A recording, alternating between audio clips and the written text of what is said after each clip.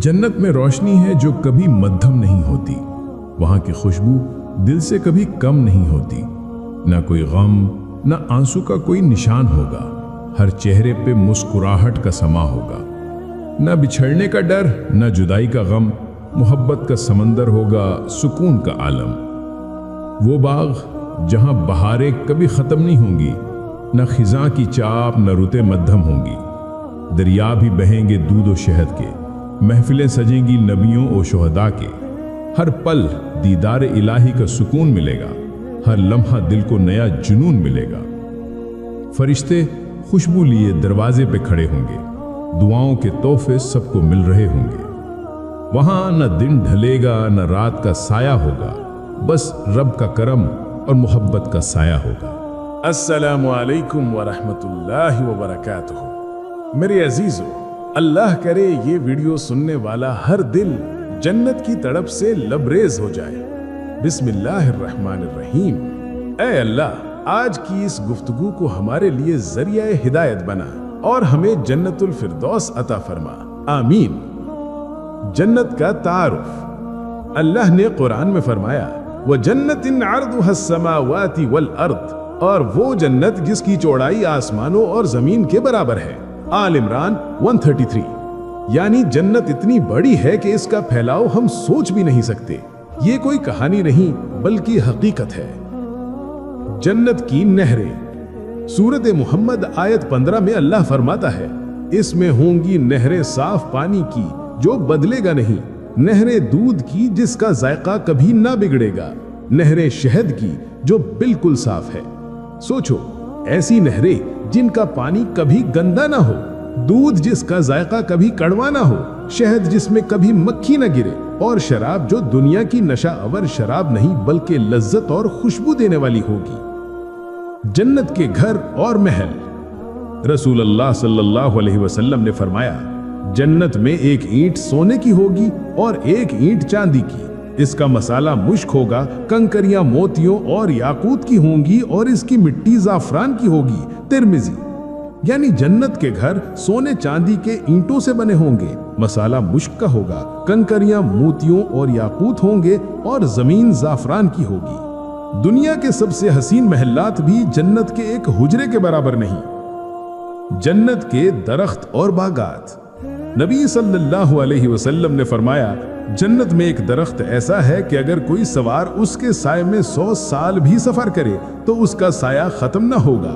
बुखारी व मुस्लिम। यानी जन्नत के दरख्त इतने बड़े और हसीन होंगे कि उनका साया कभी खत्म न होगा।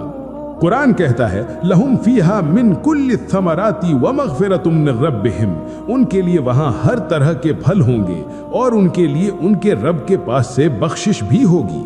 सूरत मोहम्मद 15। हर फल न सिर्फ लजीज होगा बल्कि बगैर मौसम के, बगैर मेहनत के खुद हाथ में आ जाएगा। जन्नत की खुशबू और राहत।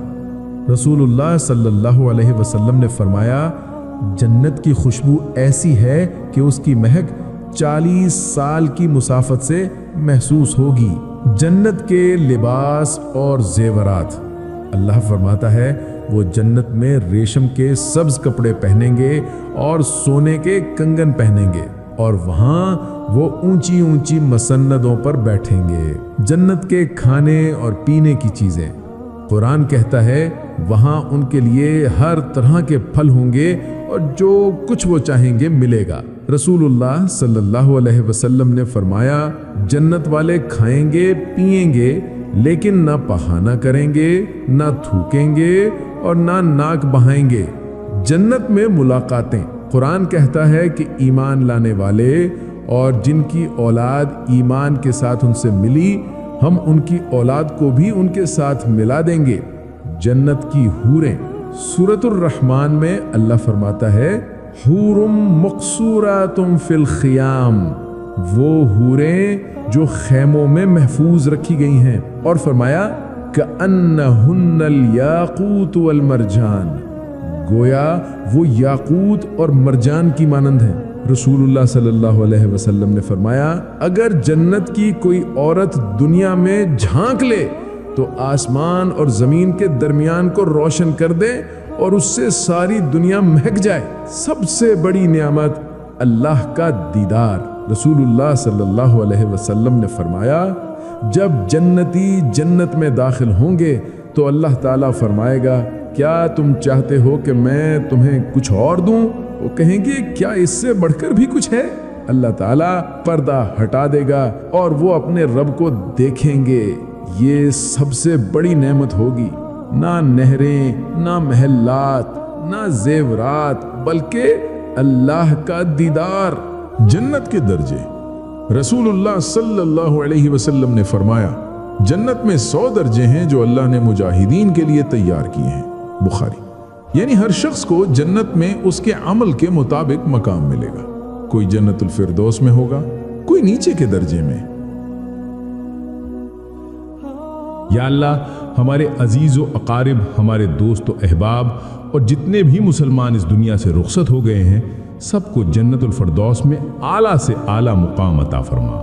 اے رب، ان کی قبروں کو نور سے بھر دے، ان پر اپنی رحمت نازل فرما، ان کے درجات بلند فرما اور ہمیں ان سے جنت میں دوبارہ ملا دے۔ اے پروردگار، ہمارے گناہوں کو معاف فرما، ہماری کوتاہیوں کو درگزر فرما، ہمیں ایمان پر قائم رکھ اور نبی کریم صلی اللہ علیہ وسلم کی شفاعت نصیب فرما۔ قیامت کے دن ہمیں اپنے عرش کے سایہ تلے جگا دے، حساب آسان فرما اور اپنی بے پایہ رحمت سے جنت کی خوشبو، سکون اور لازوال نعمتیں نصیب فرما۔ آمین یا رب العالمین۔